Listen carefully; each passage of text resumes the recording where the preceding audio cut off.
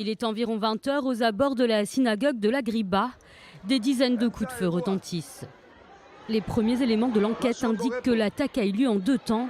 Le gendarme, auteur des tirs, a d'abord tué l'un de ses collègues par balle, puis il s'est emparé de ses munitions. Dans un second temps, il s'est rendu aux abords de la synagogue où il a ouvert le feu sur les forces de l'ordre, assurant la sécurité du lieu. 2 visiteurs de la synagogue ont été tués, un Tunisien de 30 ans et un Français d'une quarantaine d'années, qui sont cousins.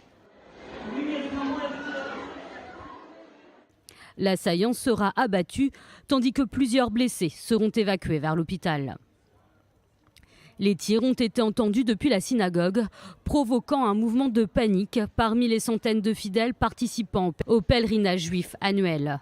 Les forces de sécurité ont encerclé la synagogue et sécurisé tous ceux qui se trouvaient à l'intérieur et aux abords.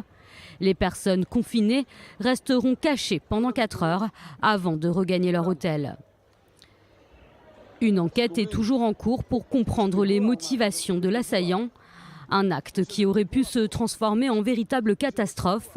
En effet, des centaines de personnes étaient présentes pour le pèlerinage de la Griba.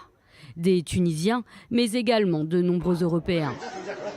Un acte qui n'est pas sans rappeler l'attentat de 2002. 11 avril, aux alentours de 9h30, un kamikaze du groupe Al-Qaïda se fait sauter dans un camion-citerne rempli d'explosifs. Bilan, 21 morts.